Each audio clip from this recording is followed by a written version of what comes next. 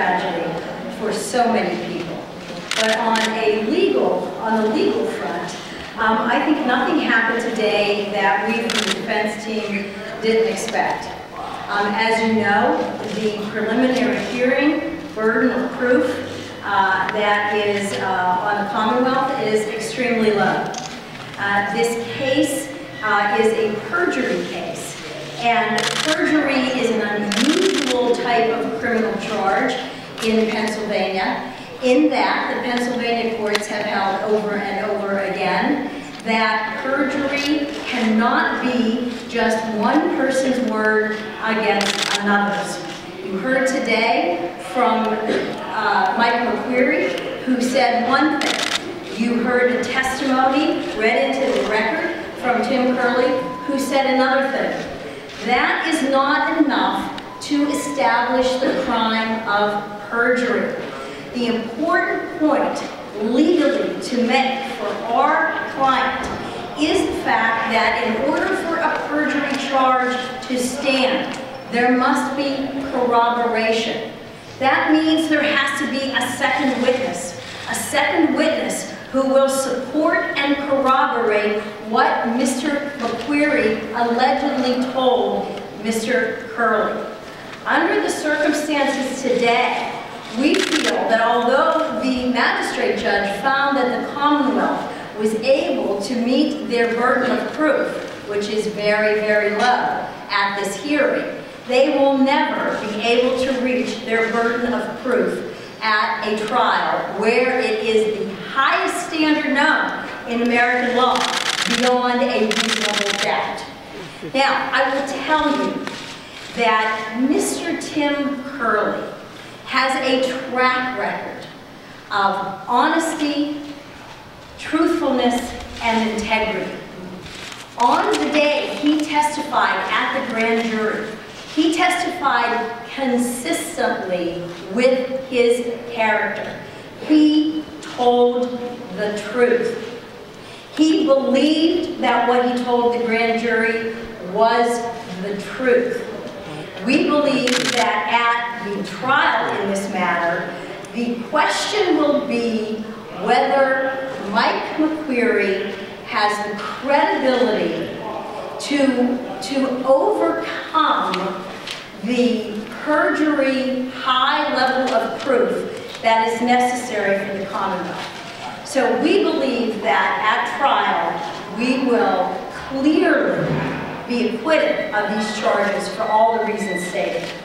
I can tell you also that although Mr. Curley didn't remember in his grand jury testimony all the specifics that Mike McQuarrie might have described to him, had he heard from Mike McQuarrie that this boy in the shower was being in any way sexually assaulted, anally sodomized, or there was some serious sexual conduct, he would have remembered that, whether it was 2 years later, 3 years later, or 9 years later.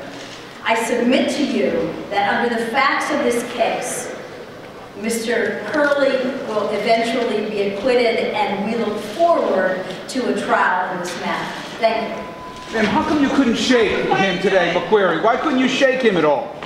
I heard something very unusual today.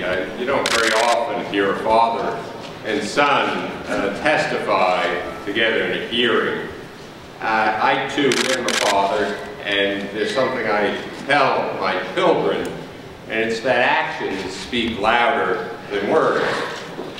That's how you have to judge the testimony you heard today. That's how you have to judge this situation. That's how we'll ask a jury to judge this situation. Look at the actions. Mr. McQuarrie, Mike McQuarrie, did not call the police from the Lash building. Mike McQuarrie went home. At home, he did not call the police. Instead, he consulted with his dad and with a trusted family advisor. What did they do? They did not call the police. As a matter of fact, they didn't want to disturb Coach Paterno's evening. Such was the nature of what Mike McQuarrie told his dad. The next day, they talked to Coach Paterno. What did Coach Paterno do? He did not call the police. As a matter of fact, whatever he was told was of such a nature they did not want to interfere with anyone's weekend. Next week and a half, what did Mike McQuarrie, his dad, and Coach Paterno do? No one called the police. Look at the actions, folks. Look at the actions. What the actions tell you are something similar to what the dad, John McQuarrie, testified about his meeting with Gary Schultz. What Gary Schultz truthfully testified to in the grand jury. There was some allegation, vague, general allegation of inappropriate conduct, perhaps of a sexual nature. And Gary Schultz, consistent with his character, addressed it. Gary Schultz, again, look at the actions, never told Mike McQuarrie, don't tell anyone about this, don't tell the police, don't tell the media, don't tell anyone about this. Look at the actions.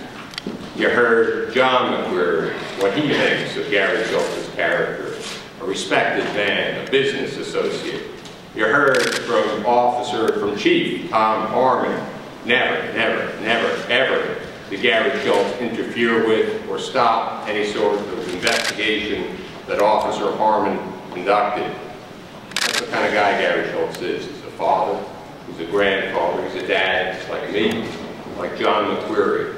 He would never, if he were ever told of an allegation of anal rape of a young boy on university property or anywhere for that purpose, he wouldn't have covered it up. He would have told the police, he would have started an investigation, he would have let the criminal investigation run its course as he did in 1998.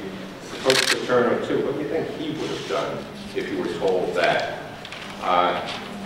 Frankly, folks, I'm an Italian from Brooklyn, and he may not have called the police. He may have done what I would have done, which is get the boys in the car, a few baseball bats and crowbars, and take it to the fellow.